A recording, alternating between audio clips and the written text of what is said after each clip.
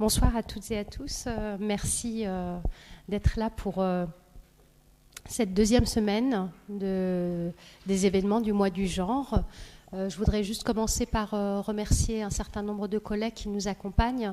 D'abord Nathalie Ménard, qui est vraiment la pierre angulaire de l'organisation de ce mois du genre. Remercier Sami Benkarfala, qui est avec nous ce soir et qui nous accueille, qui vous accompagne dans l'accueil. Merci à toi d'être avec nous.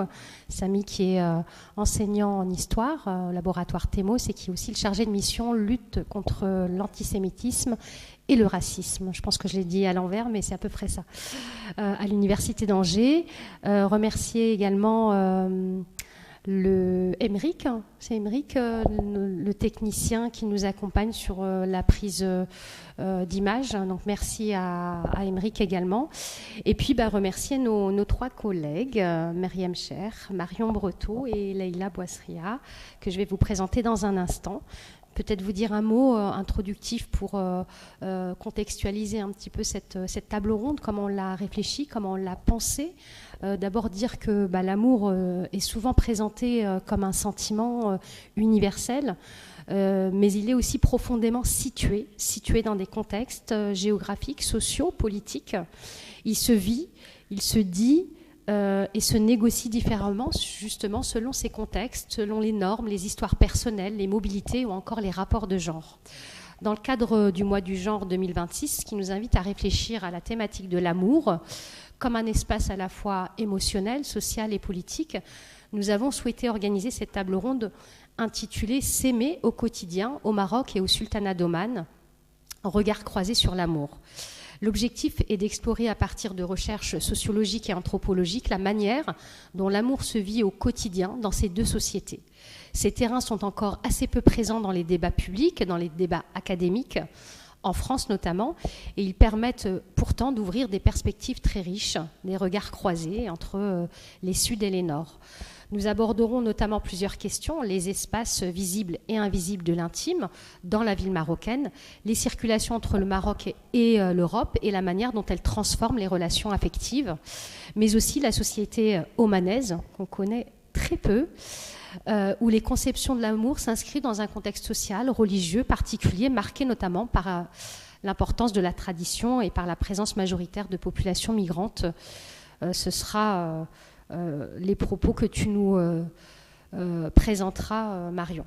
Cette discussion sera aussi l'occasion de s'arrêter sur certains mots, sur certaines catégories autour des mots de l'amour, le vocabulaire qui va avec, et sur les catégories qu'on peut mettre en place qui permettent de parler de l'intime, de la relation et de la sexualité. Donc à travers trois perspectives de recherche situées, cette table ronde nous invite finalement à réfléchir à ce que l'amour nous dit du genre, des normes sociales, du pouvoir, mais aussi de la jeunesse et des mobilités.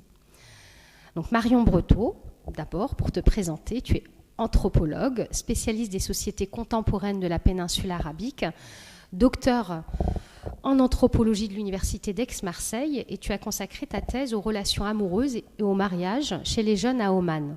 Tu es chercheuse associée au Centre français de recherche de la péninsule arabique, le CEFREPA, et tu as enseigné à l'American University of Kuwait pendant 3 années. Bravo à toi. Ces travaux portent sur les émotions, les relations de genre et les transformations de l'intimité dans les sociétés du Golfe.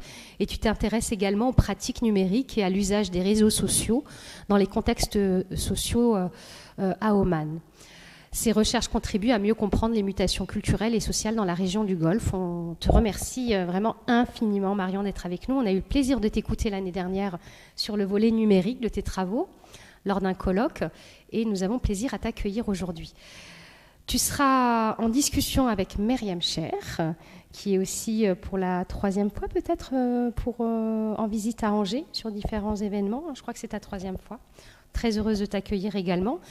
Sociologue et anthropologue, socio-anthropologue on dit maintenant, spécialiste des questions de genre, de sexualité et de transformation sociale au Maroc.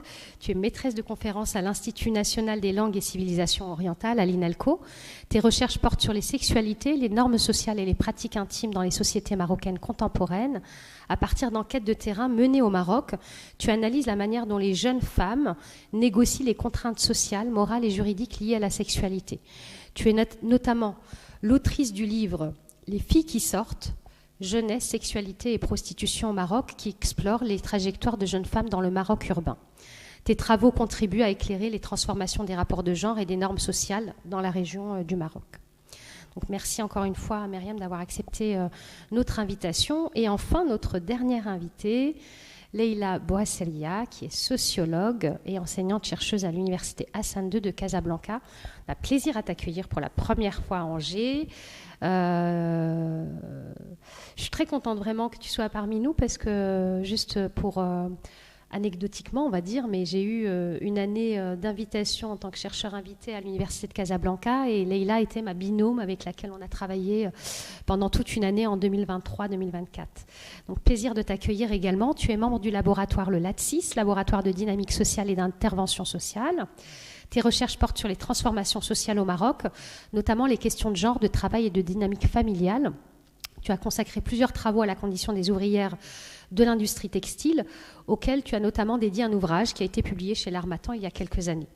À partir d'enquêtes de terrain, tu analyses les expériences de travail, les inégalités sociales, les recompositions des normes dans le Maroc urbain. Tes recherches contribuent à éclairer également les mutations du travail féminin et des rapports sociaux dans la société marocaine contemporaine.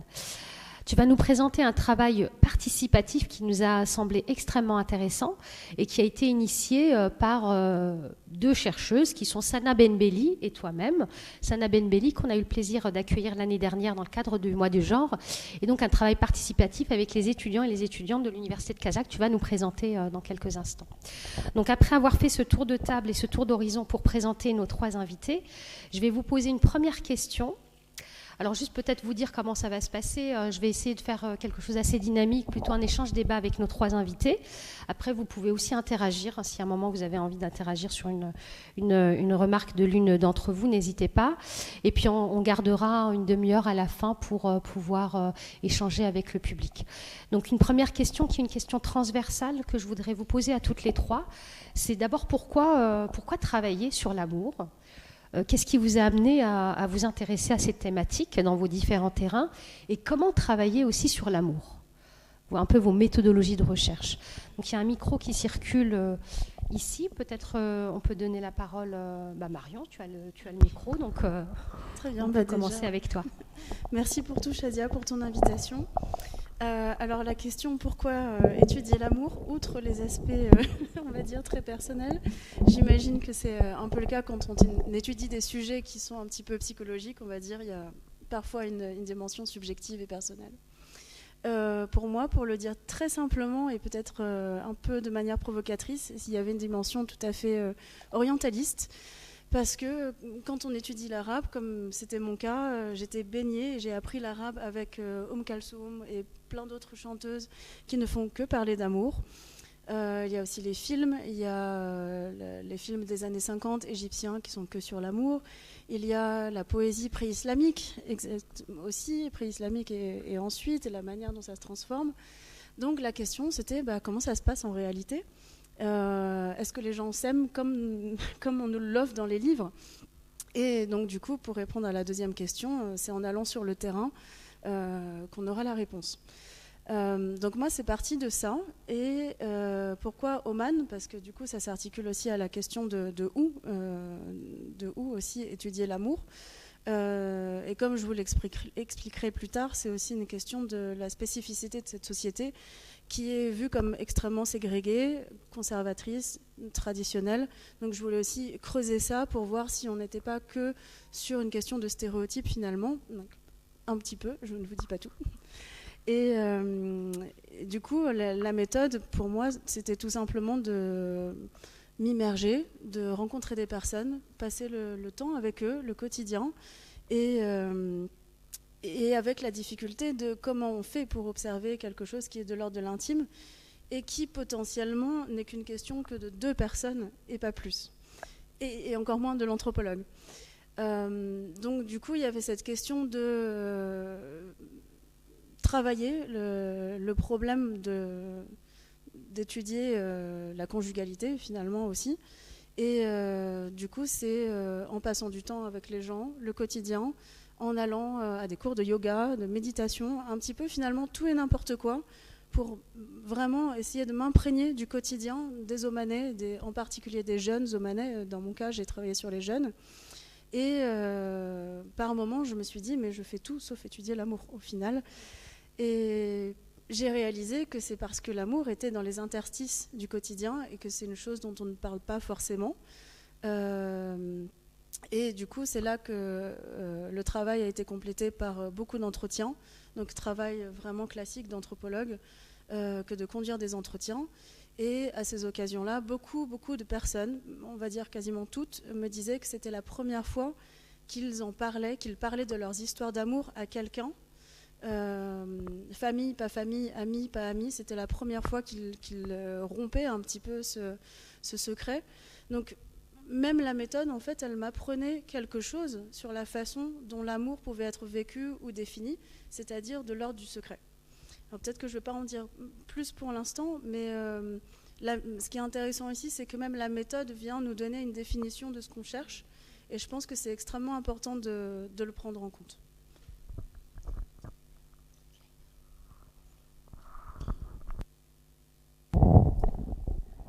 Merci Shadia. Alors au fait, moi, on est venu avec Sana Benbelli et à travailler déjà sur la question de l'amour. C'est que déjà dans le cadre des enseignements des modules à la faculté des lettres de Casablanca, les étudiants ils s'intéressaient à faire des recherches sur le couple et sur l'amour, mais on voyait le grand gap générationnel parce que souvent ils parlaient il y avait un glossaire à la fin de chaque projet, il y avait un glossaire avec des mots que je n'arrivais pas à comprendre, qu'on n'arrivait pas à comprendre, de nouvelles manières d'expression amoureuse, mais qui étaient toujours médiées par la technologie, par le numérique, par le marché, etc. Donc il y avait donc cet intérêt s'est confirmé au fur et à mesure parce qu'il y avait aussi un contexte d'actualité particulier. On a l'image au fond d'écran d'une affaire de Merandina qui est un mini-cake sur lequel il y avait par exemple un packaging avec des mots d'amour mais qui a créé beaucoup de polémiques, on va peut-être en parler tout à l'heure. Et puis tout cela supposait au fait l'idée que quand on parlait de l'expression amoureuse, cela supposait toujours être fait dans un cadre intime, justement le cadre de l'ordre du secret comme disait Marion, privé, licite, etc. Et donc l'amour devenait de plus en plus une grille de lecture intéressante pour comprendre beaucoup de choses. Voilà, concernant la démarche, donc nous avons décidé avec ma collègue Sana Benbelli de mener une première recherche déjà exploratoire en menant des focus group. Voilà, donc il y avait ce premier terrain exploratoire déjà avait montré des résultats intéressants sur la question des catégories de l'expression de l'amour sur lesquelles on reviendra plus tard. Et aussi, le deuxième temps de la recherche, c'était une co-construction du projet avec un groupe de 12 étudiants et étudiantes qui étaient intéressés par le sujet et qui c'est ce qui est intéressant dans la méthodologie, c'est qu'ils se sont impliqués eux-mêmes dans la construction du dispositif de recherche. C'est-à-dire que c'était une méthode de recherche qui était un peu nouvelle, donc elle était collaborative, parce que tout simplement on était convaincus que les jeunes, eux, étaient mieux placés pour saisir leur angle d'attaque, les lieux d'exploration de l'amour à Casablanca, les supports, etc. Et d'ailleurs, la consigne qui a été donnée au départ, c'est si vous avez à travailler, donc on n'est pas arrivé avec une grille d'entretien, avec une problématique toute faite, mais tout simplement une question. Si vous devez travailler en tant que jeune sur l'amour, comment vous allez le faire? C'est-à-dire, voilà, comment allez-vous l'aborder? Quelles sont les questions que vous allez poser? et les manifestations qui feraient pour vous l'objet d'observation et la méthodologie que vous allez adopter. Donc il y a une première exploration de ces premiers résultats. Ce qui était très intéressant, en fait, c'est tout ce qu'on a pu avoir comme proposition de la part de ces jeunes étudiants, parce qu'on était face à une diversification de supports d'enquête. C'est-à-dire, il n'y avait pas un seul dispositif de recherche, mais on a croisé l'ethnographie numérique, l'analyse des trends TikTok et d'Instagram, les enquêtes sur les graffitis amoureux inscrits sur les murs de Casablanca. Il y avait d'ailleurs même eu des représentations de l'amour chez les jeunes à travers, par exemple, la musique sur la plateforme Spotify. À travers la sélection des chansons les plus écoutées par ces jeunes en 2025. Et ce qui est intéressant, c'est qu'ils sont partis du fait que Spotify révèle une géographie des écoutes. Il y a le fameux Spotify Wrapped qui donne un résumé chaque année de ce qu'on écoute. Et donc les étudiants, un groupe d'étudiants l'a considéré comme un matériau dans lequel ils pouvaient puiser leurs questionnements et questionner les expressions d'amour. Et puis ce qui s'est avéré, c'est que les rappeurs marocains étaient dans les top 5 des chansons les plus écoutées par ces jeunes. Et d'ailleurs, même les titres des chansons qui étaient dans les top 5, ce qui est intéressant, les titres même de ces chansons étaient un condensé de language crossing. On pouvait trouver un titre qui s'inspire de la culture 2D, anime et manga, croisé avec un mot de la culture chabi populaire marocaine. Voilà. Donc, il y a eu donc des recherches d'ailleurs sur le rap, sur le répertoire du rap marocain, et comment il pouvait offrir des scripts aussi amoureux pour ces jeunes. Et puis il y avait aussi des études sur les catégories amoureuses à Casablanca, notamment un sur les amours chez les femmes, ce qu'on appelle les femmes kilimini, qui est un terme dérivé du français qu'il est mignon, et qui désigne ces jeunes qui ont un ethos, je dirais, de raffinement, de délicatesse. Donc c'est un peu l'archétype de l'enfant gâté, qui est scolarisé parfois dans les écoles, dans les missions françaises, etc. Mais pas seulement. C'est-à-dire, après, ce qui est intéressant, c'est qu'au-delà de la position de classe, c'est devenu un ethos. C'est-à-dire une manière de parler, une manière de se comporter, de dire l'amour de manière très délicate, etc. Et voilà. Donc, ça, c'est pour... Merci Myriam, si tu veux bien à ton tour. Merci Shadia. Quoi dire ? Moi, je suis arrivée sur la question de l'amour par un objet un petit peu particulier où on n'est pas censé y trouver l'amour, en tout cas dans les préjugés qu'on peut avoir sur cet objet, c'est-à-dire la prostitution. En fait, j'ai mon travail duquel je suis partie pour vous parler aujourd'hui, c'est le travail que j'ai d'enquête que j'ai mené dans le cadre de ma thèse de doctorat, qui date maintenant, c'est ancien, qui portait sur les échanges économico-sexuels dans le nord du Maroc, dans la ville de Tanger.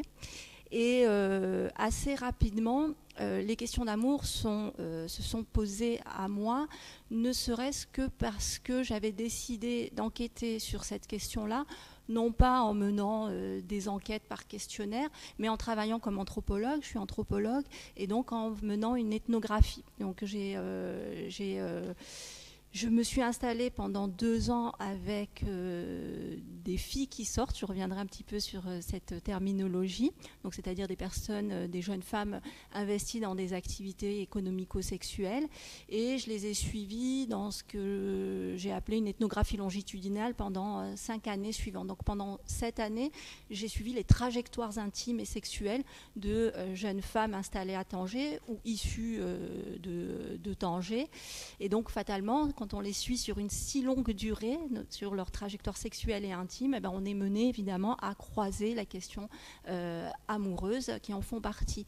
Donc c'est la méthodologie ethnographique qui est très particulière, qui a fait parler cet objet, parce que finalement il était par moments beaucoup plus présent que le travail sexuel en lui-même qui était sur lequel portait la recherche.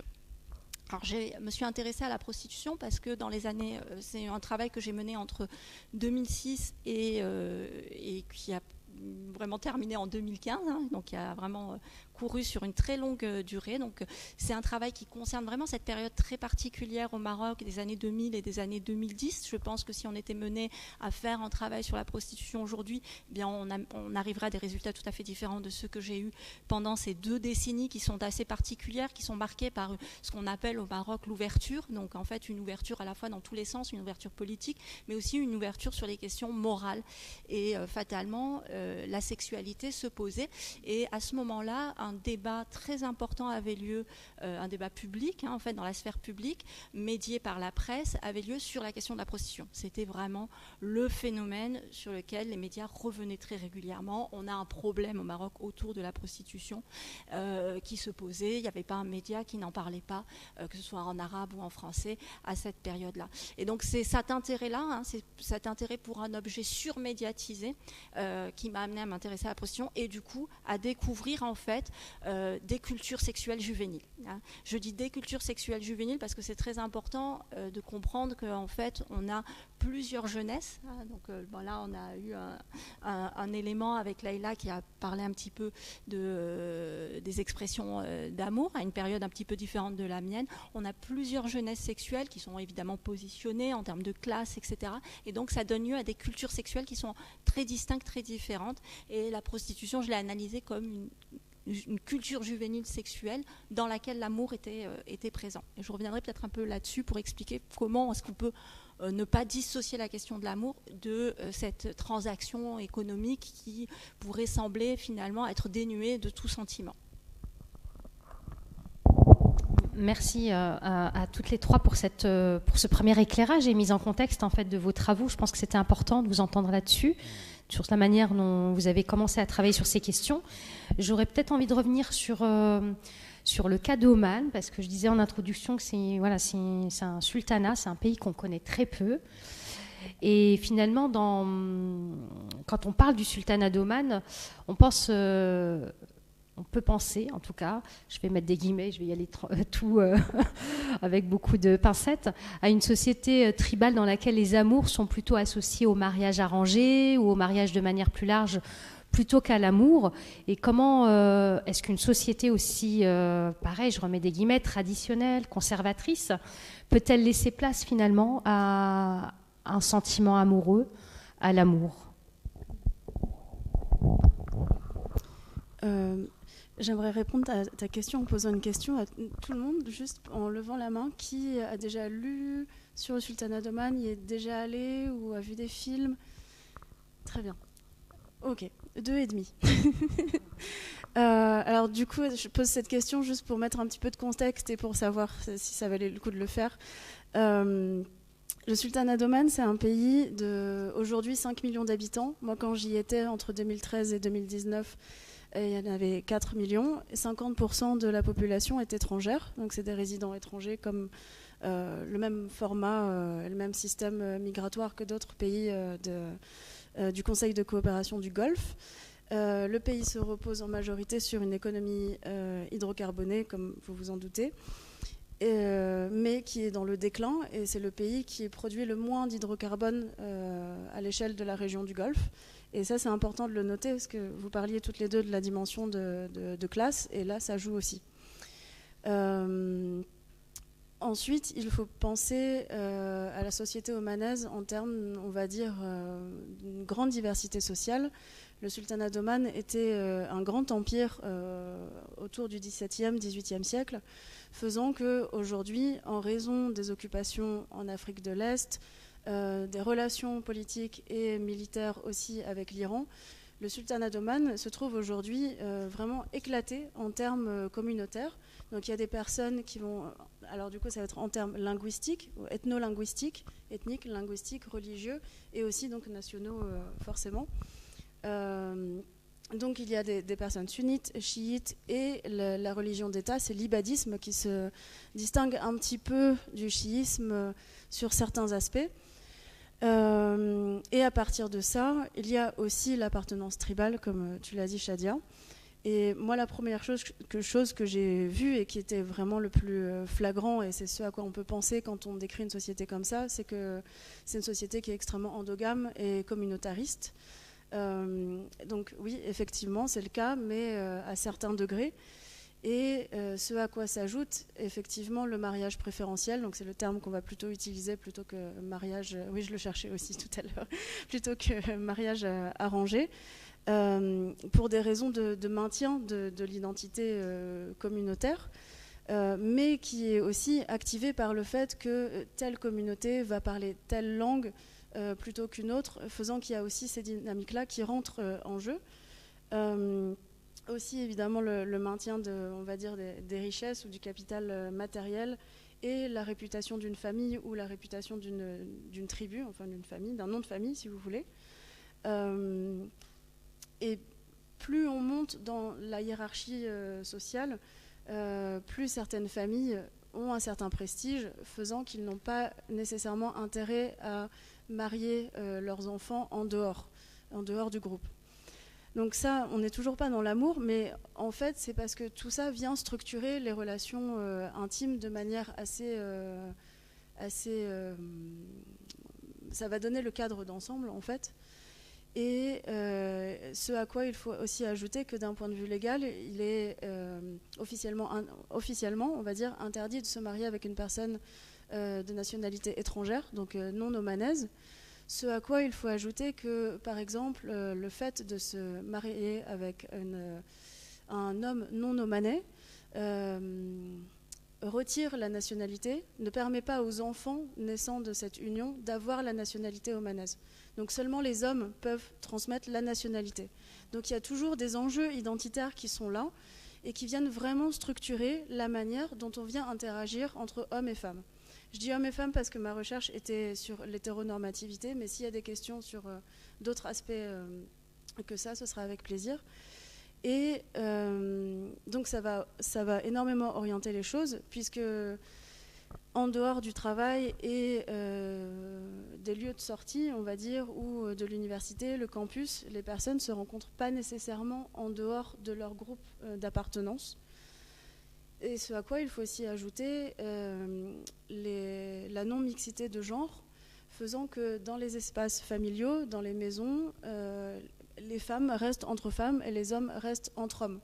Donc imaginons que, prenons l'exemple comme tant de fois il est arrivé sur le terrain, d'une personne qui est attirée par son cousin, légalement c'est possible, d'imaginer pouvoir se marier avec lui, et donc éventuellement, on voit que là, il y a une petite association entre je m'autorise, entre guillemets, à être attirée par, parce que je sais que je peux me marier. Donc il y a toujours une espèce de lien entre les deux.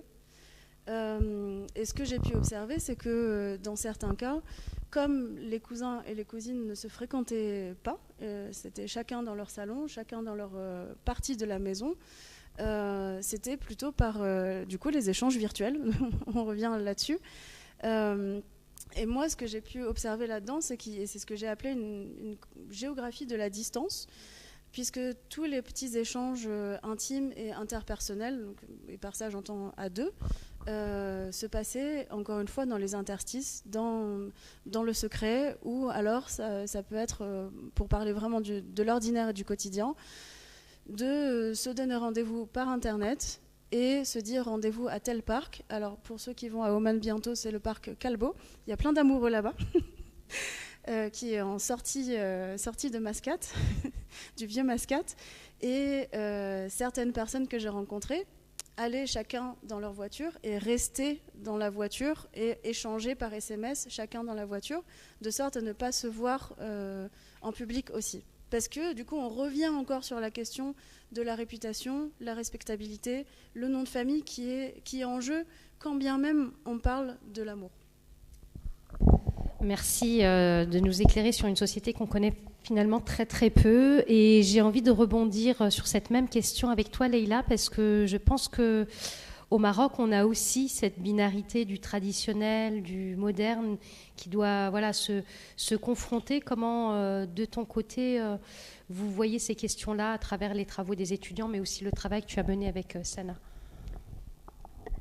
Merci. Alors, au fait, non. Alors, dans le cadre des premiers résultats, parce qu'il faut dire que cette enquête, elle est toujours in progress, donc dans le cadre de ces premiers résultats de terrain menés par les étudiants, les jeunes ne se scindaient pas en tradition moderne, traditionnelle ou moderne, ou pour ou contre une certaine expression particulière d'un amour romantique, ne se classaient même pas c'est-à-dire par classe sociale, ce qui était intéressant, au sens sociologique du terme, parce qu'on avait au début le souci de l'appartenance de classe quand on parle de la ethnographie, mais ce qui est intéressant, c'est que le terrain a généré ses propres catégorisations sociales. Et donc, c'était aussi l'intérêt d'inverser un petit peu le cours de la méthodo. Et donc, ces jeunes, ils ont produit eux-mêmes ils ont produit, et ça s'inscrit dans un contexte culturel particulier, je vais peut-être en dire quelques mots. Donc, il y avait des catégories ou des taxonomies, des manières de classifier l'amour qui fonctionnaient chez eux comme des opérateurs de distinction indexés sur plusieurs choses, sur plusieurs critères, sur la géographie urbaine, par exemple l'amour chez les gens de Rabat, des Herbatis, des Casablancais, les modes de vie, les goûts. Alors ce qui est intéressant, c'est que il y avait beaucoup, c'est-à-dire quand je dis des critères, c'est-à-dire il y avait, ça s'inscrit, par exemple, il y avait un phénomène sur lequel travaille Mariam aussi, c'est le phénomène de Tcharmil. Le Tcharmil à Casablanca, qui veut dire agression, violence à l'arme blanche, mais c'est beaucoup plus que ça, au fait, parce que ça veut dire l'étalage ostentatoire chez les jeunes. Et ce qui est intéressant dans ce terrain, c'est qu'on parlait d'un amour mcharmel, c'est-à-dire un amour qui vient de cette catégorie. Et on peut dire que ce phénomène de Tcharmil qui a marqué Casablanca, je pense à partir des années 2014, c'est ça, et qui était diffusé sur les réseaux sociaux sous forme d'agression au début. Et d'ailleurs, même Fatima Mernissi, il avait coordonné un ouvrage classique intitulé Réflexion sur la violence des jeunes, Tcharmil. Donc en revenant sur le phénomène de Tcharmil, et qui a produit un lexique qui infiltre le discours sur l'amour chez les jeunes. C'est-à-dire, un amour mcharmel, c'est un amour qui est dans le débordement, qui est l'amour cru, qui est d'amour excessif, qui est l'amour qui s'oppose au kilimini qu'on a évoqué tout à l'heure, qui est un style plutôt d'amour romantique, fin, qui s'oppose à cet excès-là, justement.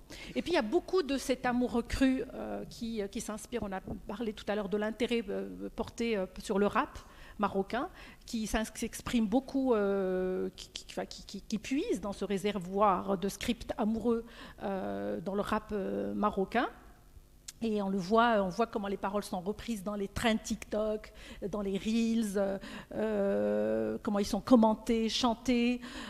Et ce qui est intéressant, moi je trouve à observer, c'est que, parce que la tradition poétique arabe, Marie en a parlé tout à l'heure, et même marocaine, c'est-à-dire quand on parle du melhoun, quand on parle de tabra, qui est le hassani, le style, la poésie féminine hassani, a permis, au fait, souvent, et Corinne Fortier revient sur ça dans ses travaux, a permis comme un espace d'expression masculine de l'amour, c'est-à-dire qui passait par une certaine forme de féminisation temporaire du sujet masculin. D'ailleurs, même le razel, quand on dit le razel, ça veut dire comment on peut traduire le razel? Bon, tout simplement, c'est une poésie de galanterie, justement, et ça renvoie étymologiquement, au fait, aussi à ces manières qui sont languissantes, plaintives, de l'ordre du féminin. Donc la figure de l'amoureux est un peu féminisée, mais là, il y avait des expressions d'amour qui se proclamaient viriles, masculines, etc.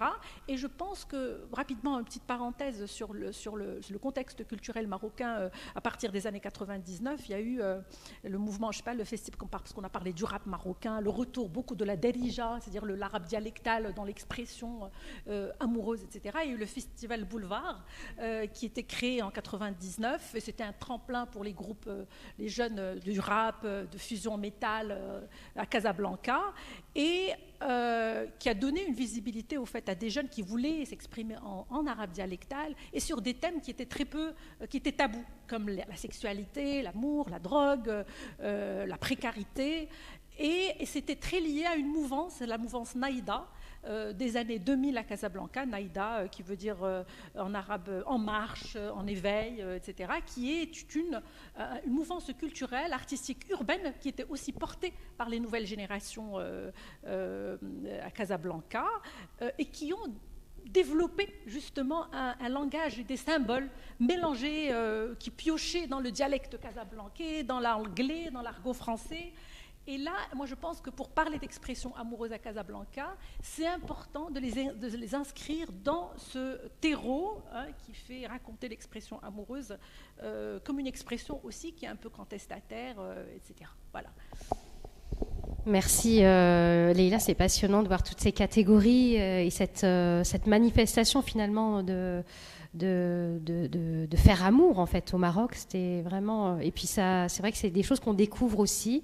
Donc peut-être pour revenir à Myriam sur tes travaux, on a vu un petit peu comment on pouvait justement plus ou moins catégoriser les évolutions récentes aussi. Toi, quels ont été les préjugés sur lesquels tu as dû dépasser ton regard, les écueils à éviter en travaillant sur l'amour et plus particulièrement sur la question des filles qui sortent?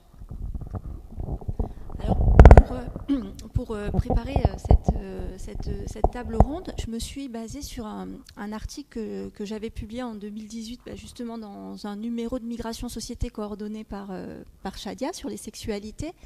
Et cet article s'intitulait « De l'amour tarifé au don d'amour ».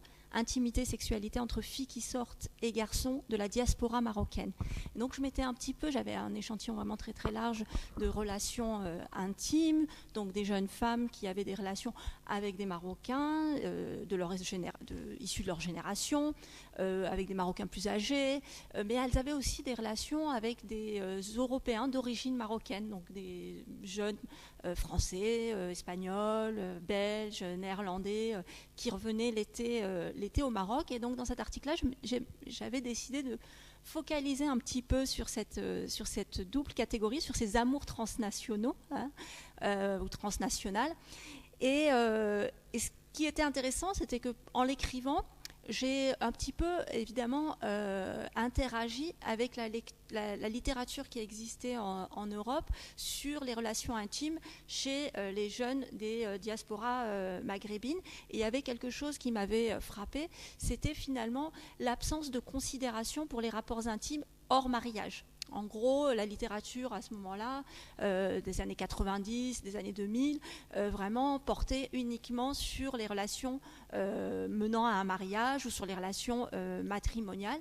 Et donc, il m'a semblé que l'écueil à éviter important, c'était évidemment d'éviter cette vision un petit peu orientaliste, que si on travaille sur l'intime dans les pays arabes ou dans des pays musulmans, les sexualités en dehors du mariage n'ont pas lieu d'être parce qu'en fait, elles sont réprouvées socialement et puis elles sont même finalement criminalisées, puisque on a dans l'ensemble des pays arabes, en fait, il n'y en a pas un qui fait exception, les relations hors mariage sont passibles de peine d'emprisonnement. En tout cas, les codes pénaux les réprimandent. Ce qui fait que d'ailleurs, travailler sur la prostitution m'a amené finalement justement à travailler sur une catégorie, sur une activité sexuelle qui était en fait dans le code pénal marocain, qui englobait l'ensemble des relations sexuelles hors mariage. Il y a un article, notamment l'article 490, qui punit toute relation hors mariage, qui est celui qui est mobilisé pour l'ensemble de la société, théoriquement, mais qui est mobilisé fortement pour ces filles qui sortent, celles qui sont considérées comme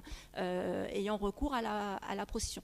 Donc le premier écueil à éviter, ça a été évidemment de ne pas déconsidérer les rapports intimes hors mariage, et de les regarder, déjà de comprendre leur banalisation, quelque part, leur existence, de les regarder pour ce qu'elles sont, et de ne pas les enfermer en fait, dans cette catégorie de déviance. Parce que dès qu'on est sur des questions comme celle de la prostitution, on a tendance en fait à penser qu'on est sur une activité qui finalement n'a rien à voir avec le reste de la sexualité.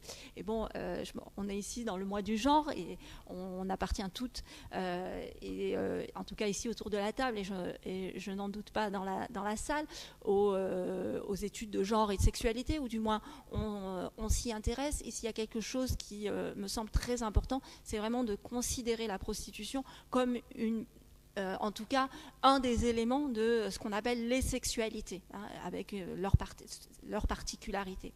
Donc ça, c'était un premier écueil à éviter, que même s'il y a quelque chose qui est réprouvé socialement, eh bien, en fait, il y a quelque chose qui se passe, et donc c'est intéressant de le regarder, de ne pas l'enfermer dans la case du rare ou de l'extraordinaire ou de l'exceptionnel. L'autre chose, c'était évidemment, et ça a été déjà un peu été évoqué par mes collègues, c'était de ne pas déconsidérer l'existence d'une valorisation dans la société marocaine du sentiment amoureux. Parce qu'en fait, le sentiment amoureux n'est pas quelque chose de nouveau, hein. On a évoqué la littérature pré-islamique, on a évoqué la culture populaire quasi médiévale, hein, parce que si on parle du Malhoun, on peut remonter assez loin. Et en fait, c'est assez important de se rendre compte que dans tout espace social, finalement, le sentiment amoureux est omniprésent.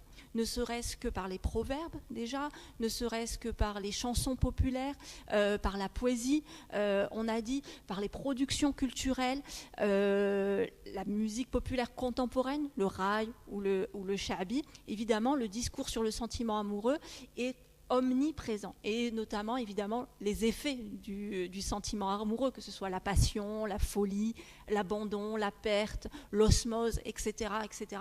On a ces discours qui sont omniprésents et du coup qui font de l'amour un objet, à mon avis, central en fait. On peut pas y passer comme dans n'importe quelle autre société, si je puis dire. C'est important de le rappeler parce qu'on est dans des sociétés, que ce soit pour le sultanat d'Oman ou le Maroc et d'autres pays arabes, où il y a une difficulté. Dès qu'on travaille sur la sexualité sur le Maroc, c'est comme si on travaillait sur quelque chose de dangereux, de transgressif, alors qu'en fait non, on travaille quand même sur des questions banales. Mais ce qui est important, c'est évidemment de comprendre, de retrouver le discours par lesquels le sentiment amoureux est médié. On a parlé de secret, on a parlé d'interstice, d'autres manières de catégoriser là. Et ce sont en fait ces discours-là qui sont importants pour le chercheur, pour le spécialiste, pour la chercheuse,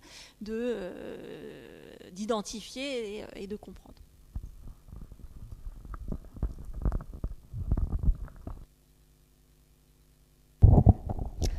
Merci pour cette deuxième série de questions auxquelles vous venez de répondre et qui nous permettent vraiment de plonger pleinement dans vos travaux, dans vos sujets. On va revenir sur Oman avec Marion, et peut-être pour poursuivre un petit peu la première question que je t'ai posée, mais aussi au regard de ce que vient de dire Myriam et Leïla sur l'amour au Maroc, les écueils qu'on évite. Est-ce que de la même manière, pour toi, à Oman, est-ce qu'on peut aussi éviter un certain nombre d'écueils? Est-ce que, par exemple, l'amour n'est qu'une affaire de jeunes? Est-ce que l'amour n'est qu'une affaire de personnes occidentalisées? C'est un peu aussi l'image qu'on peut avoir de notre regard des Nord et européocentrés. Comment est-ce que les générations des aînés, en comparaison, parlent et conçoivent aussi l'amour? Très bonne question, Shadia.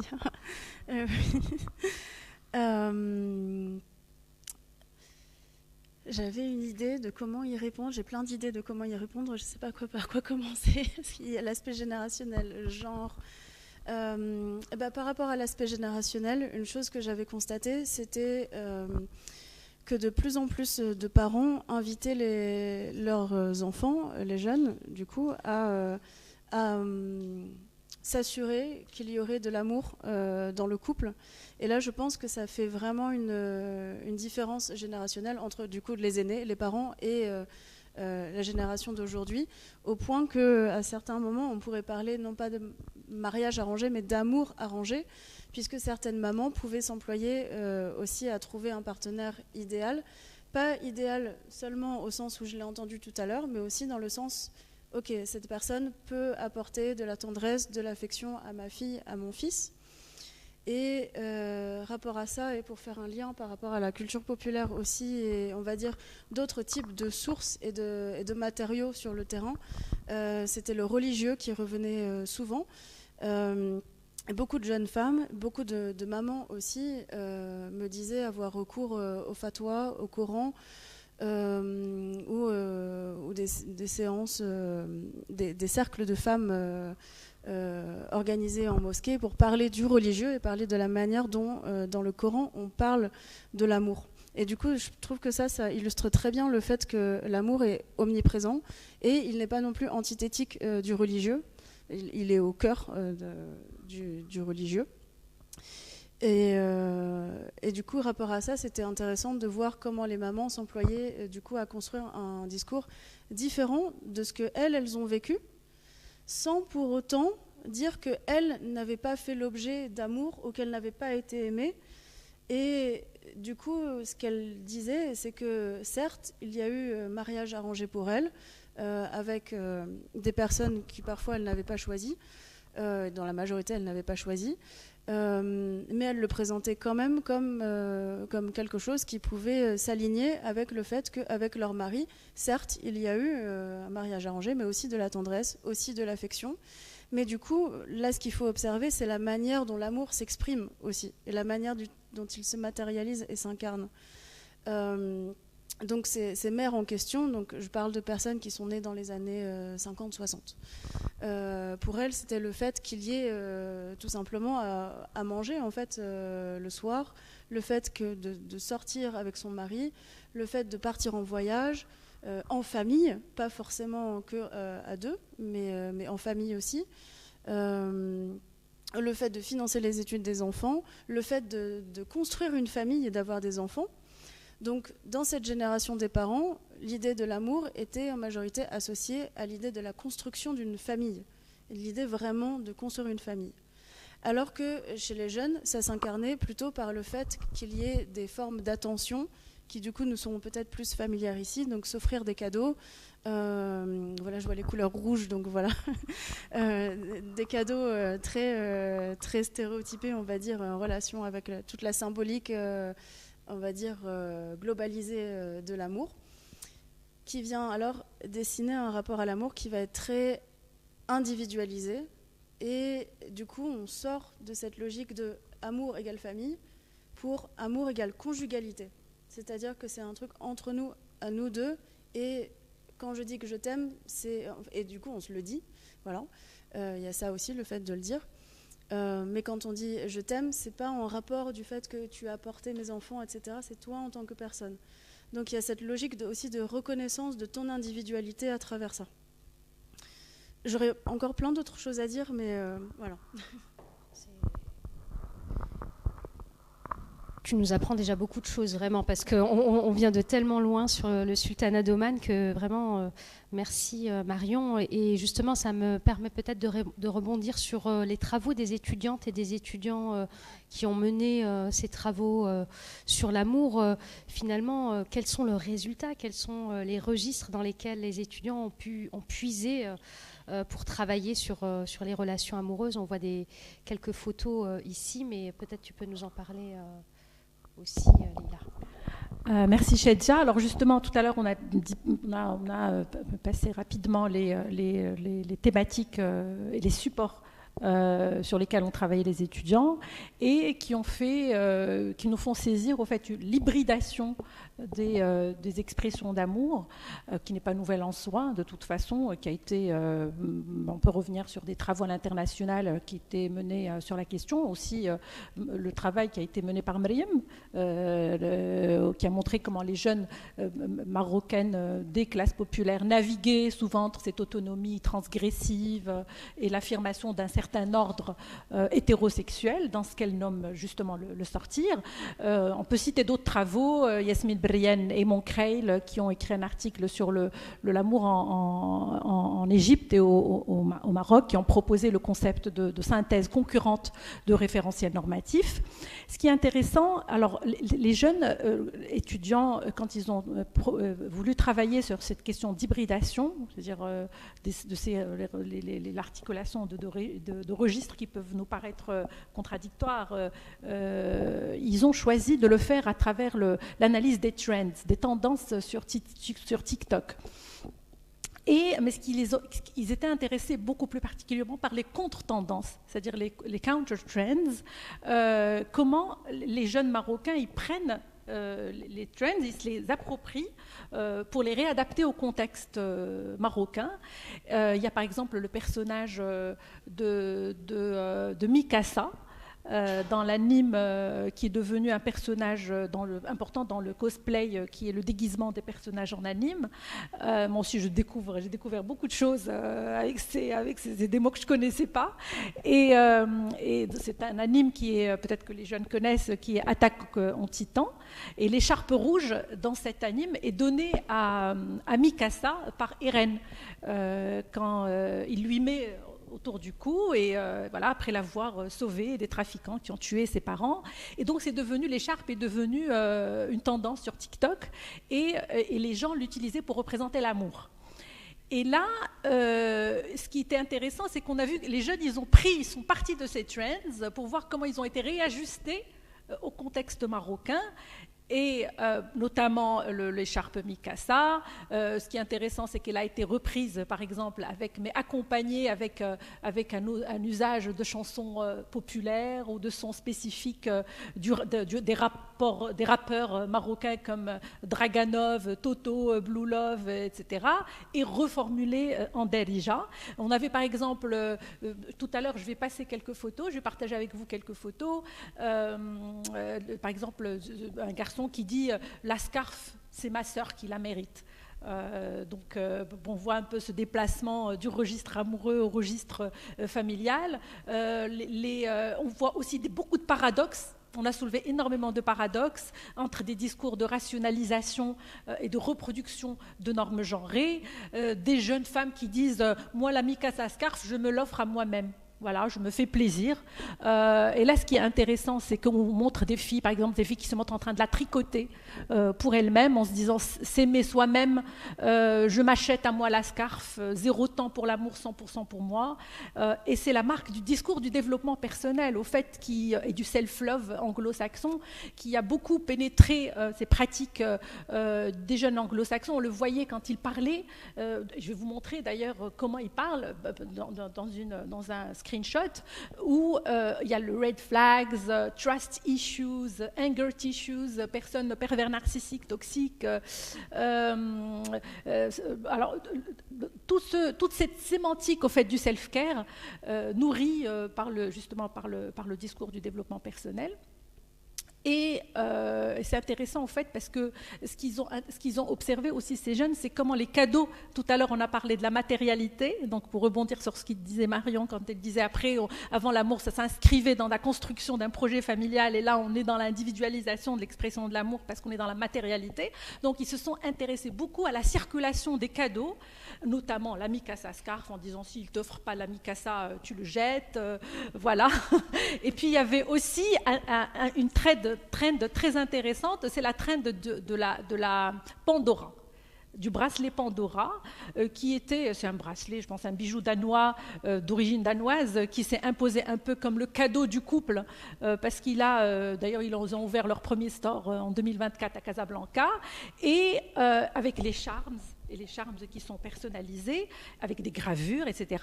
Et alors, ils se sont intéressés à comment la standardisation en fait, de ces cadeaux a déclenché aussi une contre-trend marocaine. Certains disaient Pandora, c'est fragile, Reshi en arabe, opposé sorry, donc il y a une phrase qui a été repérée par une étudiante, sorry, Pandora, I'm a Moroccan girl, I like l'or, I like dab. parce qu'il y a des registres, voilà, en disant et en opposant le fragile, rachi, au solide, en disant l'or qui est sahih, c'est-à-dire qui est solide. Et on voit donc se confronter des systèmes de valeurs, le Pandora comme cadeau cosmopolite standardisé et l'or comme cadeau ancré dans la tradition marocaine, en parlant de la durée, etc. Et puis tout à l'heure, peut-être je reviendrai sur d'autres trends et des commentaires sur le TikTok. Je pense que tu vois, dans les photos que tu vas nous présenter, on va voir beaucoup de choses et peut-être comprendre un peu plus ce que tu viens de nous dire en l'illustrant aussi avec des photos. Ça va être, je pense, beaucoup plus parlant et on te laissera 5 minutes à la fin, Leïla. Peut-être une dernière question pour Myriam. Je disais tout à l'heure en introduction que l'amour, c'était aussi... situé dans des contextes politiques, dans des contextes sociaux, et tu utilises un terme qui est les filles qui sortent, le sortir, et j'avais envie de te demander en quoi ce que tu appelles le sortir renvoie finalement à une expression de la jeunesse marocaine, une jeunesse des jeunesses marocaines, parce que à partir de ce que vient de nous dire aussi Leïla, on voit bien que les jeunesses, elles sont plurielles et que l'amour est différent, se négocie et se transmet différemment aujourd'hui au Maroc. Et donc voilà, j'avais envie d'en savoir un petit peu plus aussi sur ton travail. Et je vais faire une réponse et puis je vais en même temps embrayer sur ce qu'a dit Leïla, notamment sur cette confrontation des systèmes de valeurs, parce que c'est un petit peu au cœur et le cadeau. C'est pas mal, ça fait le lien avec toutes les trois, parce que le cadeau est très important. On a beaucoup parlé de l'amour, voilà, période pré-islamique, période médiévale, etc. Mais c'est aussi important évidemment de voir toutes les transformations et comment ces transformations dans la signification de ce que l'on s'échange, de ce qui circule à l'intérieur du couple, eh bien vient un petit peu redéfinir les rapports de genre, en fait. C'est aussi ça qui nous importe. Mais peut-être dire un mot rapidement sur ce que j'entends par le sortir que vous m'avez entendu utiliser, ou les filles qui sortent. C'est le terme, en fait, qui est mobilisé par les jeunes femmes avec lesquelles je suis restée pendant plusieurs années pour définir, pour nommer leur activité économico-sexuelle. Et c'est pas un euphémisme, j'insiste là-dessus. Elles n'utilisaient pas le terme, elles me disaient pas en arabe, en marocain, tankhrouj, pour euphémiser parce qu'elles avaient honte d'indiquer qu'elles étaient dans une activité prostitutionnelle, mais c'était bien finalement pour dire un petit peu la polysémie de leur activité, enfin la polysémie finalement du terme, et comment cette polysémie du terme renvoyait à des facettes très diverses de l'activité qui sont enchevêtrées, qui sont imbriquées. Pour elles, sortir, c'était évidemment associé à la fois, et elles étaient très claires là-dessus, elles ne s'en cachaient pas, à l'activité prostitutionnelle, c'est-à-dire un échange sexuel contre de l'argent, mais ça renvoyait aussi aux relations amoureuses, ce qu'elles appelaient msahba en dialecte marocain, et aussi à l'idée de divertissement, faire la fête, donc il y a une idée de divertissement là-dedans, et aussi à la relation conjugale, parce que évidemment dans ce sortir, on rencontre en fait trois types d'hommes. On est toujours sur des relations hétérosexuelles. J'ai travaillé comme Marion uniquement sur la prostitution hétérosexuelle et celle des femmes qui offrent des services aux hommes. Et donc il y avait trois types d'hommes, ceux qu'elles appelaient le client, donc le client en darija, ceux qu'elles appelaient les petits amis, sahab, et les drari, les garçons, la bande de potes. Donc c'est intéressant parce qu'en fait elles catégorisaient très bien ces trois types d'hommes, et dans cette catégorie-là, ce que j'ai eu à observer, c'est évidemment la transition d'une forme de relation à une autre, la transition, comment on passait d'une relation uniquement, strictement prostitutionnelle, donc qui relevait du travail du sexe, je n'ai pas le temps de rentrer dans les détails maintenant, à d'autres formes relationnelles, des relations beaucoup plus intimes, beaucoup plus marquées par l'amour, et où la circulation d'argent prenait une autre forme. Elle était peut-être moins exposée, moins explicite dès le départ. Si elle avait été explicite dès le départ, parce que les filles pouvaient commencer par une relation avec un client, et cette relation avec ce même homme qui a été un client évoluait au bout de quelques mois ou au bout de quelques semaines vers une relation intime où l'amour prenait forme. Et dans cette cette transition-là, dans ce glissement d'une forme à l'autre, eh bien, on voyait la circulation, la manière de coder l'argent qui circulait se transformer. Et c'était assez intéressant. Ce que j'ai pu observer, c'était de voir comment, quand elles passaient d'un cadre ou quand leur relation était recadrée, reformatée, basculée vers une autre forme relationnelle, c'était de voir comment, en fait, le tarif, petit à petit, était moins explicite, moins dit, passé dans l'arrière-plan, et on mettait en avant d'autres termes, et notamment celui du cadeau. Le cadeau était très utile, était très mobilisé, et il était même utilisé en français dans le texte. Elles vont dire, elles utilisaient non pas le terme arabe qui existe, mais elles utilisaient soit le terme de cadeau en français, ou soit, comme on était dans le nord du Maroc, elles utilisaient beaucoup aussi regalo, donc en espagnol. Et quand elles utilisaient ça, c'était une manière de dire comment la relation était passée à une autre forme, et que du coup les échanges en fait se faisaient quand cette contrepartie en fait était redéfinie. On avait finalement un changement, je dirais, dans l'arrangement économique des sexes.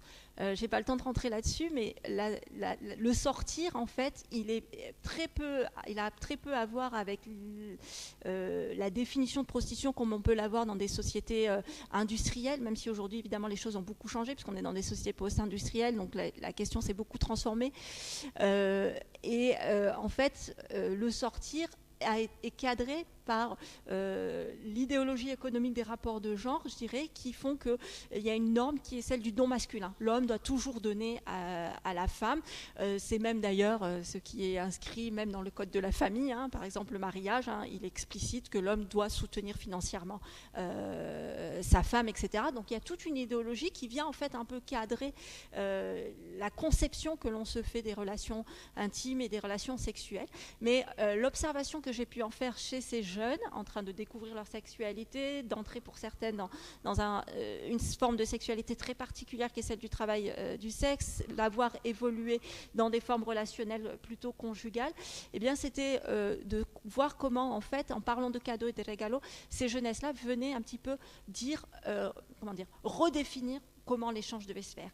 Et le dire en français ou le dire en espagnol, c'était dire on est dans un modèle plutôt à l'occidental. D'ailleurs, elle disait, on est sur le modèle Gauri, c'est-à-dire qu'en gros, on se donne que quand on a envie, que quand on en ressent le désir, parce que c'est l'amour qui guide en fait cette circulation de dons qui se fait. Et cette circulation de dons, ça peut être de l'argent, ça peut être évidemment des cadeaux, des biens et autre chose. Et ça, quand je disais, ça vient reconfigurer les rapports de genre, ça venait reconfigurer les rapports de genre, pas toujours à l'avantage des jeunes femmes. Et ça, c'est intéressant. Parce qu'en fait, les hommes, en fait, ils voyaient aussi un avantage, c'était eux aussi de venir reconfigurer les obligations de genre, au fait de devoir toujours donner à la femme, ce qui leur semblait aberrant. On est aussi dans des situations, on est dans des milieux très populaires où c'est évidemment difficile de donner. Et les femmes se retrouvaient prises dans certaines relations où les hommes attendaient d'elles, puisqu'on passe dans une autre relation, tu ne dois plus attendre de moi que je te donne de l'argent à chaque fois que l'on se voit, tu dois accepter que je te donne quand moi j'ai envie. Elles se retrouvaient un petit peu lésées. Et donc c'est un petit peu le regard que j'ai essayé d'apporter justement sur cette transformation des arrangements de genre qui viennent redéfinir qu'est-ce que c'est que le don masculin, donc qu'est-ce que c'est que la masculinité, qu'est-ce que c'est que finalement la norme du recevoir féminin, une femme elle doit recevoir de l'argent et qui vient être requalifiée par cette idée de cadeau à l'occidental, mais qui ne fait pas forcément qui n'arrange pas forcément des jeunes femmes issues de milieux populaires pour lesquelles le sortir est évidemment une manière de pouvoir s'en sortir, économiquement parlant.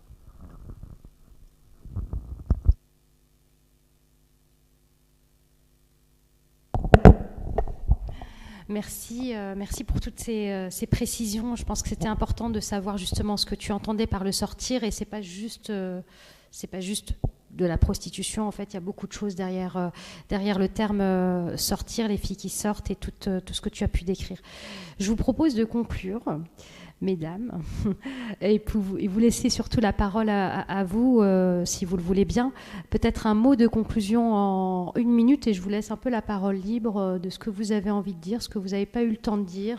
Ça va être compliqué, je le sais, et je proposerai à Leïla de prendre la parole en dernier, comme ça elle pourra présenter en même temps ses photos. Tu veux bien commencer, Marion ?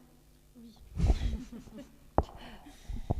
J'essayais de penser à quelque chose qui puisse faire le lien entre le Maroc et le sultanat d'Oman. Alors il se trouve qu'il y a quelques années, j'ai travaillé avec Shadia sur un projet qui parlait de ce lien et du coup fait un rapport avec, d'une certaine manière, ton travail de thèse. Je me suis retrouvée dans des bars dans lesquels il y avait des femmes marocaines qui étaient travailleuses du sexe au sultanat d'Oman. Et du coup, j'ai réfléchi aussi à cette question-là de comment ça vient redéployer 1 million de choses. Donc, pour résumer, ça va être compliqué. Mais du coup, il y a effectivement cette dimension-là, économique et tarifaire. Financière. Il y avait aussi, moi, ce qui m'avait intéressé, c'était la manière dont ça venait aussi redéployer tout un tas d'enjeux identitaires au vu de ce que je vous ai décrit au début, mais à l'échelle, on va dire, Moyen-Orient, et du coup, requalifier qu'est-ce que le bon arabe et quel est l'arabe un peu plus sale, d'une certaine manière. Et du coup, en lien aussi avec la manière dont le sultanat d'Oman et la politique nationaliste vient dessiner un petit peu l'image idéale du bon omanais, donc de l'Omani al-Asli, l'omanais pur, qui va venir d'un certain type de tribu, qui ne vient pas d'Afrique de l'Est, qui ne vient pas de du coup tout ce que je vous ai décrit, mais qui vient d'Oman, qui n'est jamais sorti d'Oman, qui parle l'omanais pur et dur de la campagne, qui se comporte d'une certaine manière. Et du coup, la notion de Omani Asli, de la part des filles, c'est un peu mal vu, parce que ça veut dire que, en gros, c'est le gars qui fait pas grand-chose et qui attend chez lui, qui joue aux jeux vidéo et qui éventuellement, peut-être, va sortir aussi le soir dans le quartier où on trouve du coup des bars et consommer d'autres choses que de l'alcool. Et donc du coup, il y a tout ça qui est un petit peu intriqué, les rapports de genre, l'identité nationale, la reconstruction de l'identité, enfin la légitimation d'une certaine identité nationale et arabe en même temps, par la présence aussi de ces femmes. Voilà.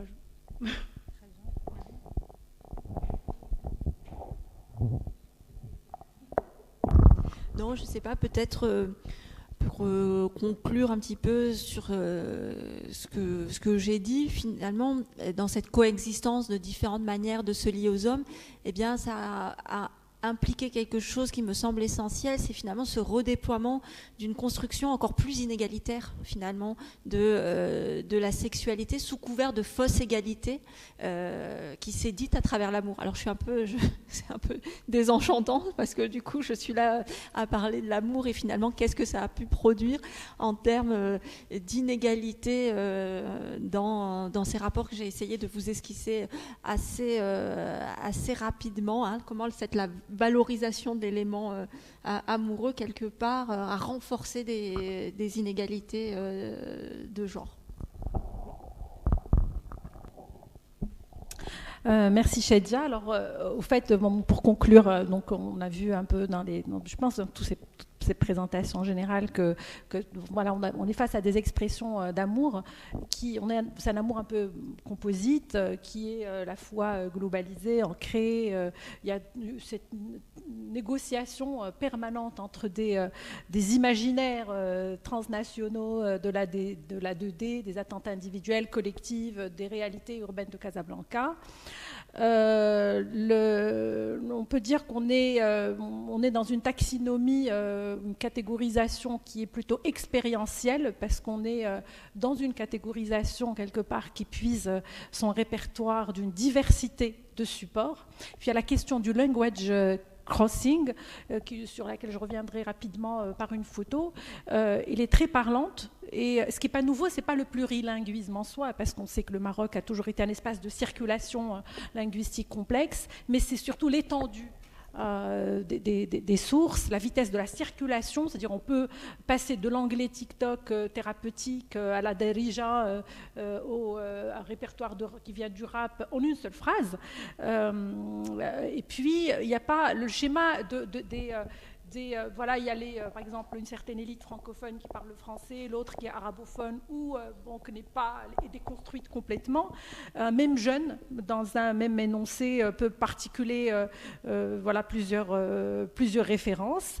Et ce crossing lui-même est un fait amoureux intéressant qui est observé par ces jeunes chercheurs, parce que cela dit que l'amour à Casablanca voilà, est un amour quelque part. D'ailleurs, ce que j'ai oublié de vous dire, c'est que dans une étudiante, celle qui s'est intéressée au Kilimini, justement, et là, elle nous a fait découvrir un monde qu'on ne connaissait pas, c'est-à-dire des jeunes qui puisent leur expression, leur façon de dire l'amour dans un lexique emprunté à l'Afrique de l'Ouest francophone, principalement le nouchi ivoirien, les argots sénégalais et congolais, pour parler de sexualité, vocabulaire, voilà, elle parle de sexuel, d'oro, relations amoureuses, magou, d'oro-party, kishta, argent, il n'y a pas de pain, c'est-à-dire absence de partenaire, boulangerie ouverte, ça veut dire que je suis disponible, voilà, disponibilité après rupture, goumin, chagrin d'amour. Et puis ce qui est intéressant, c'est qu'il y a cette hypersémiologie, on peut dire, c'est-à-dire on peut nommer toutes les différentes étapes de l'amour. C'est-à-dire je suis en situationship, donc c'est toutes les étapes qui sont explicites. Et puis, alors là, vous avez l'affaire Mérandina, que j'ai citée tout à l'heure. Ce qui était intéressant, ce n'est pas l'affaire en elle-même, mais c'est tout le débat qui a suscité.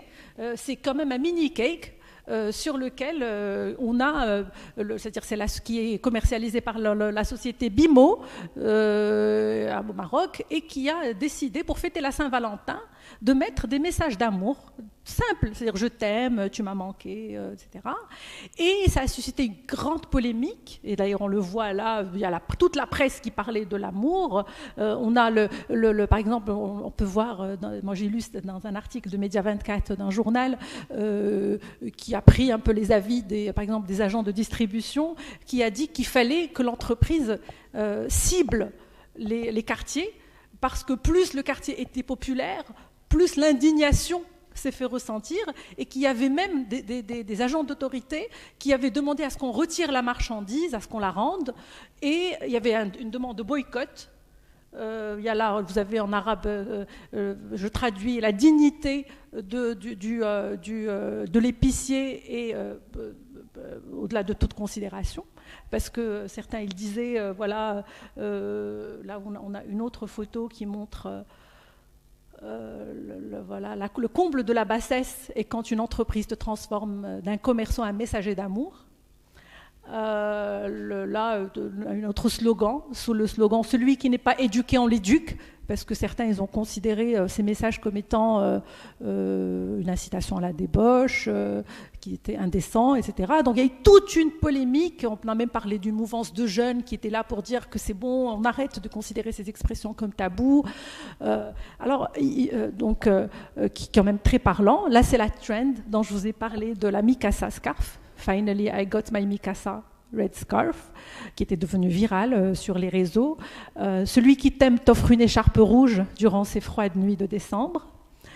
La trend de l'or dont je vous ai parlé. Donc voilà, il y a cette opposition, c'est-à-dire accroche-toi au solide, par opposition à Rahrashi-Rahteh. Et ça, ce sont les paroles d'une chanson d'une grande chanteuse Daoudia, qui est une chanteuse marocaine très connue. Voilà. Donc, là, ce sont toutes les formulations qui sont revenues en commentaire à ces trends. J'en ai cité quelques-uns tout à l'heure. Celles qui disent on ne veut pas de la boubou, on ne veut pas de Pandora, voilà, on veut vraiment quelque chose de plus solide. Là, par exemple, on a la photo d'une fille qui met autour d'elle des billets d'argent en disant c'est ça ma Mikasa scarf. Donc ça nous renvoie à toute la rationalisation qui a été d'ailleurs, qui revient beaucoup dans les travaux d'Eva Illouz sur la rationalisation de l'amour. Là, par exemple, c'est une ironie en disant désolé, mais je vois que les Ouled Bledna, ça veut dire nos compatriotes se sont avérés gentlemen. Et puis là, le Mikasa Scarf avec des points d'interrogation par opposition justement à ce qu'on a dit tout à l'heure. La question de la rationalisation. Donc là, ce qui est intéressant, c'est là, il y a eu cette trend qui est aussi très connue chez les jeunes, He's 10 but. Donc toujours dans le registre de l'amour rationalisé, qui était donc un format viral né sur les réseaux anglophones vers 2022. On part d'un partenaire parfait, un 10 sur 10, puis on introduit un critère qui fait baisser ou monter la note. Donc on dit « he's 10, but » on dit le défaut ou la particularité au-delà de... Donc, ce qui est intéressant dans le contexte, comment il a été repris, comme on a dit tout à l'heure, dans le contexte marocain, donc le bat est traduit par walakin, c'est-à-dire he's 10 but walakin, et la nature des critères introduits sont très intéressants. Parce que là, voilà, on a par exemple ce que du côté, c'est il parle mal à ses parents, par exemple. Voilà, he's 10, mais il parle mal à ses parents. On a plusieurs exemples. Il y a même des critères numériques. Ce qui est intéressant, c'est qu'il est he's 10, mais qui est TikToké. C'est-à-dire il est beaucoup sur TikTok, qui est flammé, c'est-à-dire il envoie des flammes Snapchat à d'autres filles. C'est-à-dire même le comportement numérique est un critère de jugement amoureux. C'est ce qui est intéressant. Là, on a donc... Voilà, ça c'est l'exemple que je vous ai donné tout à l'heure. Mikasa Scarf, mais seule ma sœur le mérite. Là, on a les coffrets ou les formules d'amour qui sont présentées parfois à côté des noms des couples mariés. Là, je t'ai accepté comme soutien après mon père et source de sécurité après ma mère. Le registre familial dont on a parlé tout à l'heure. Là, le self-care qu'on a cité tout à l'heure aussi. Je n'ai pas attendu qu'il m'offre une Mikasa, je l'ai faite moi-même. No one gave me the red scarf, so I gifted it to myself because I love me more than anyone ever could. Alors là, c'était intéressant. À gauche, il y avait aussi, je pense, c'était cette année, où il y avait une affiche, un panneau publicitaire affiché sur un grand boulevard à Rabat, où c'était une demande de mariage. Voilà, Marry Me. Voilà, là on le voit un peu. Marry Me. Selma s'est adressée à une jeune fille qui s'appelle Will You Marry Me? Et ça a aussi suscité un grand débat. Donc là, on a une campagne de mariage dans les rues marocaines.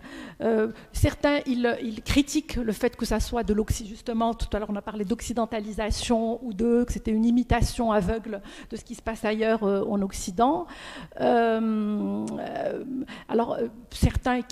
Il y avait certains commentaires justement qui critiquaient le fait de l'écrire en anglais, en disant pourquoi vous ne l'écrivez pas en arabe, est-ce que vous avez honte de la darija marocaine? On a un petit commentaire en bas qui dit le problème n'est pas la demande du mariage, mais le problème c'est le complexe de l'homme blanc qui a laissé cette génération suivre les États-Unis partout, dans tout, même dans la langue. Et là, il parle par exemple de crise identitaire. Là, ce que j'ai dit tout à l'heure quand on a parlé des catégorisations, il y a eu énormément de commentaires parce qu'on a analysé les commentaires. Au fait, quand il y a un fait d'actualité, c'est intéressant de voir un peu les commentaires. Et certains qui disaient c'est parce que c'est un rbati, parce que c'était le panneau à Rabat, parce que c'est les Rabatés associés un peu au Kilimini, par opposition au Casablanca, rude, etc. Donc là, par exemple, voilà, on a les Oulidat Rabat Msaken Hnan, c'est-à-dire les garçons de Rabat sont tendres, cette star Rabaté romantique. Je l'imagine, voilà, là je l'imagine en pantalon avec des carreaux rouges en train de regarder Netflix, et si elle refuse, elle risque de pleurer. Voilà, donc cette catégorisation dont on a parlé. Là, c'est le language crossing. Là, on a un exemple de la manière de parler qui mélange parfois, qui puise dans plusieurs répertoires, l'anglais, le français, les animes 2D, le rap marocain. Là, c'est le Kilimini, donc quelques exemples de l'esthétique Kilimini, qui qui est... Et puis là, le msharmel, on a parlé tout à l'heure de l'amour msharmel. Ce qui est intéressant, c'est quand on dit msharmel, ça renvoie toujours à la violence, à l'agression, etc. Mais comme on l'a adopté un peu comme dans le langage amoureux, chez une certaine catégorie, c'est devenu la métaphore justement de la conquête amoureuse, mais brutale, directe. Là, on dit par exemple, il y a beaucoup d'expressions qui reviennent. Par exemple, quand on dit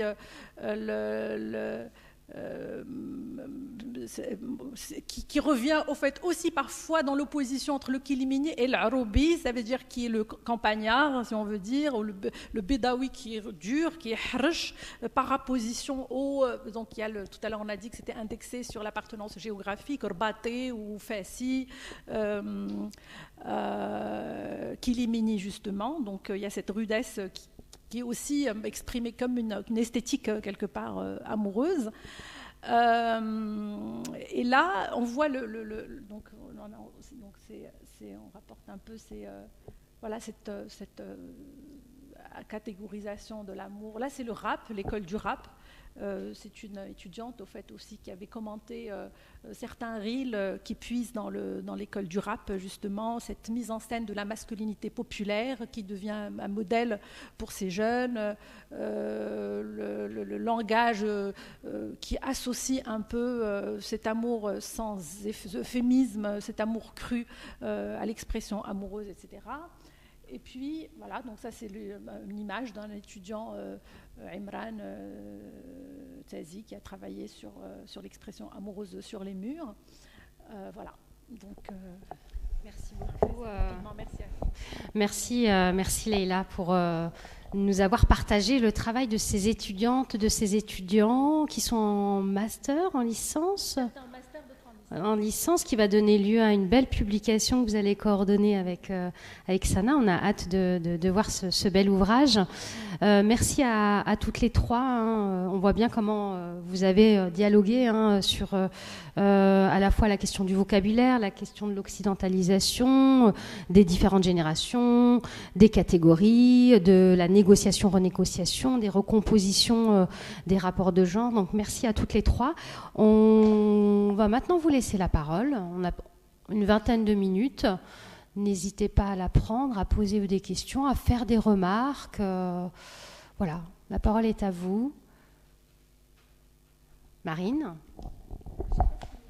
Jusque là-bas ou Ouais, je crois que c'est enregistré, donc peut-être. Merci, Samy. Non, justement, il faudrait peut-être parler dans le micro. Est-ce que vous pouvez venir ici, s'il vous plaît ?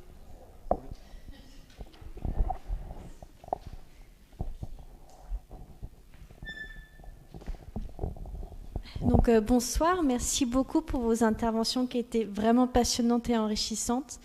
Je me demandais si vous aviez rencontré des femmes homosexuelles ou bisexuelles sur vos terrains de recherche, et si c'est le cas, qu'est-ce que vous pouvez dire de l'homosexualité féminine ?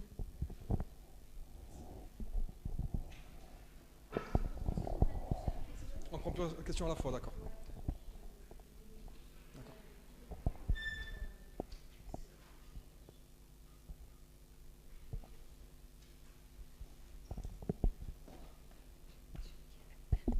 Bonsoir et merci aussi pour la qualité de votre présentation.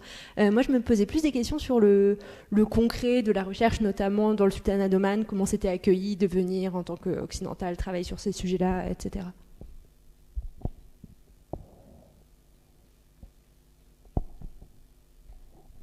D'autres questions ?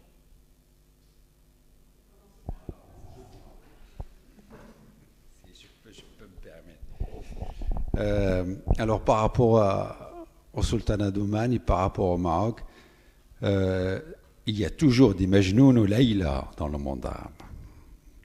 Moi, je me rappelle quand même peut-être l'expression n'existe plus. D'après ce que j'ai entendu, un marbot n'existe plus. Marbot, l'attaché.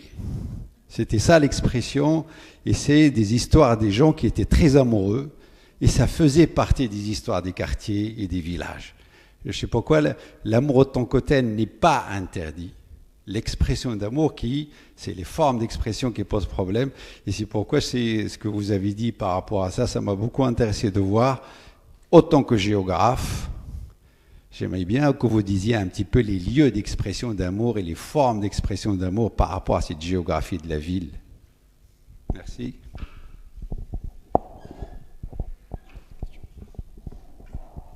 Merci Samy.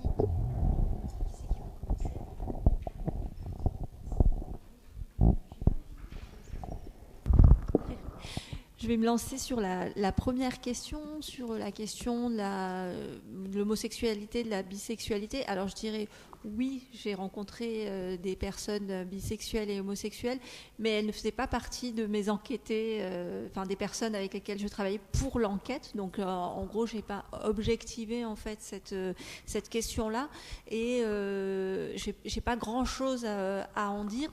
Peut-être dire que la question plus celle de la bisexualité, elle s'est posée. Alors je l'ai pas dit peut-être tout à l'heure, quand j'ai habité 2 ans en colocation en fait avec les jeunes femmes qui sortent, donc ça veut dire vraiment beaucoup de temps passé ensemble à se raconter absolument tout ce que l'on faisait, tout ce qui nous passait par la tête, elles beaucoup, et certaines ont alors elles étaient rares dans la colocation, évoqué de manière moins directe leur bisexualité en fait, et c'était tellement un sujet très peu discuté dans la colocation qu'il ne pouvait être évoqué que de manière à la dérobée. Et donc c'est venu notamment, j'ai le souvenir d'une des jeunes femmes, d'une de mes colocataires, qui utilisait beaucoup les chats, qui passait beaucoup de temps sur les forums. À l'époque, il y avait on est en 2008, il n'y avait même pas WhatsApp, il y avait MSN. Et en fait, les gens passaient beaucoup de temps sur divers forums pour rencontrer des hommes.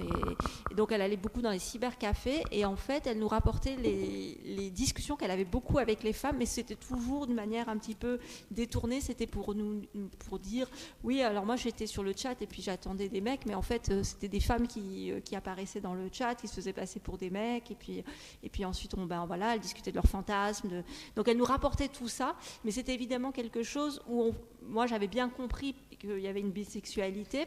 Je ne vais pas rentrer davantage dans les détails parce que je n'ai pas voulu aborder cette question-là, parce qu'il y a des choses, parfois, quand on est en ethnographie, il y a des choses où on fait la part, ce qui relève vraiment de la vie privée, enfin, tout relève de la vie privée des gens, mais j'étais avec elle, et elle savait que j'étais là pour une enquête qui portait sur le sortir et pas sur autre chose. Donc il y a des choses sur lesquelles je suis pas allée beaucoup plus loin, mais je savais très bien qu'il y avait une bisexualité qui avait du mal à être clairement exprimée dans cet espace qui était pourtant un espace quand même assez safe, parce que voilà, c'est des femmes qui avaient l'habitude de jongler sur les questions de discrimination et de stigmatisation.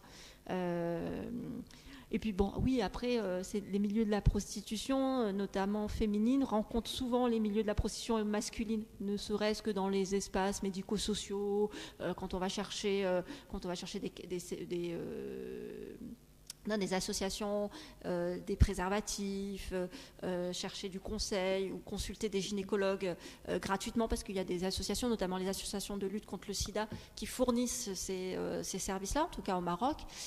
Fatalement, ce sont des espaces où, du coup, l'expression sur l'homosexualité est beaucoup plus libérée, libre, et donc il y a des rencontres qui se font. Mais voilà, je ne pouvais pas vous en dire autre chose, de manière, en tout cas sociologiquement parlant. Oui, est-ce qu'on fait les mêmes questions et puis on fait une question. Non, rapidement, j'ai trouvé. Ouais, voilà, comme ça je termine. J'ai trouvé la question sur la géographie de la ville et de l'amour très intéressante et très importante. Il y aurait beaucoup de choses à dire. Alors moi, pas forcément sur la question de l'amour. En fait, la géographie de la ville était plutôt liée à des expériences sexuelles. Et en gros, il y a quelque chose, et ça va beaucoup parler notamment aux personnes qui travaillent sur le Maroc, Shadia, Laïla. y a cette dichotomie qui est faite entre le khla, ce qu'on appelle khla au Maroc, c'est-à-dire l'espace, le terrain vague, l'espace vide, la forêt, enfin tout ce qui n'est pas habité, tout ce qui semble ne pas être habité par urbanisé, citadinisé, ou civilisé même, hein, c'est ça le khla. C'était quelque part assez tragique parce que c'était toujours des moments où leurs premières fois ont eu lieu. Donc en fait dans des espaces qui sont des espaces vides, où les premières fois ont été des premières fois qui n'étaient pas consenties, souvent, alors, qui ne sont pas liées à la prostitution mais qui n'étaient pas consenties.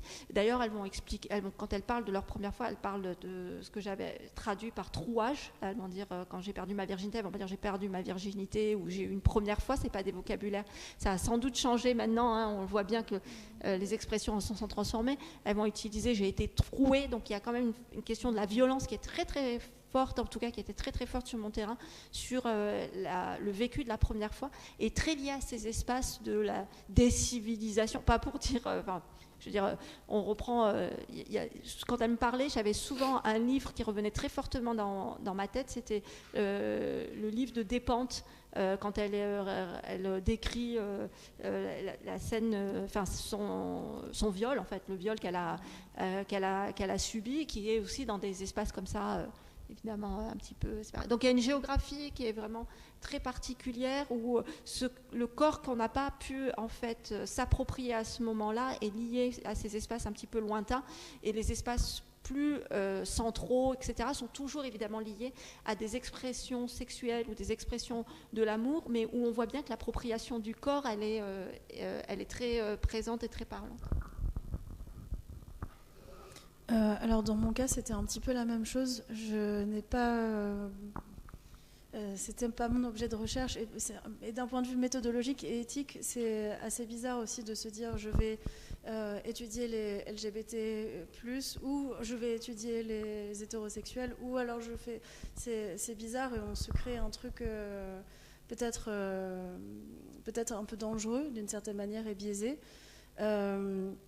Et moi, du coup, je l'ai fait en suivant, moi, mes propres normes à moi, personnelles, en fonction de comment je me définis. Et du coup, ça a fait aussi que j'ai été amenée à rencontrer des personnes qui étaient hétérosexuelles et cisgenres.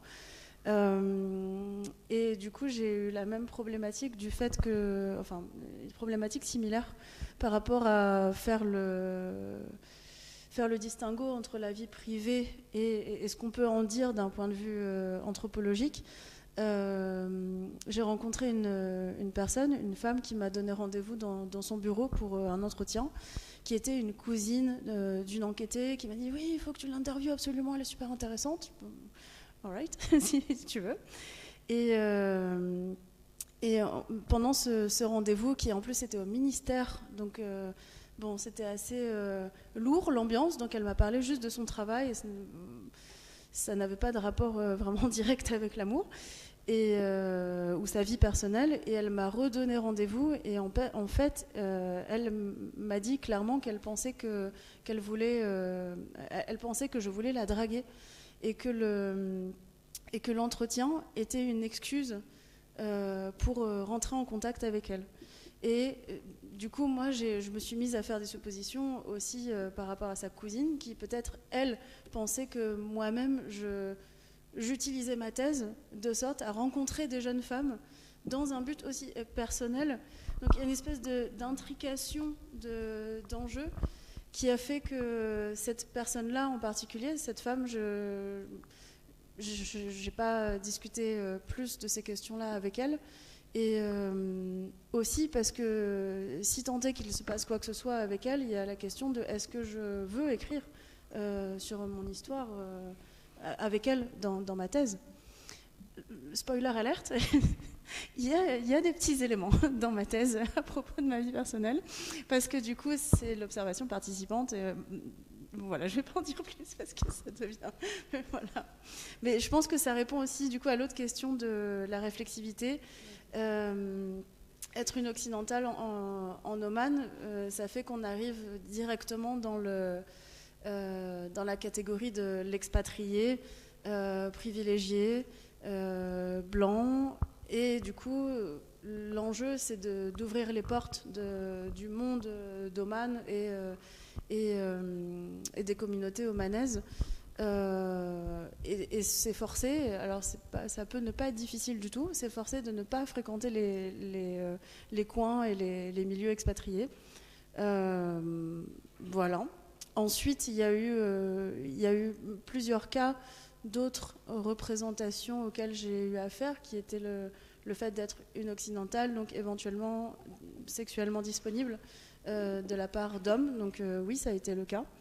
Et du coup, ça a été une question de construire aussi ma posture en fonction de la personne, en fonction de la famille, en fonction de qui je connais dans cette famille, pour qu'il n'y ait pas encore plus de problèmes, notamment d'un point de vue de la personne qui m'avait mise en contact avec la famille en question.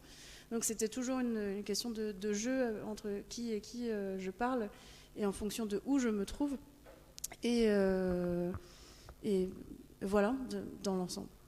Et pour les lieux d'expression de l'amour, alors j'ai bien aimé votre question parce que vous avez parlé pas des lieux de l'amour, mais des lieux d'expression de l'amour.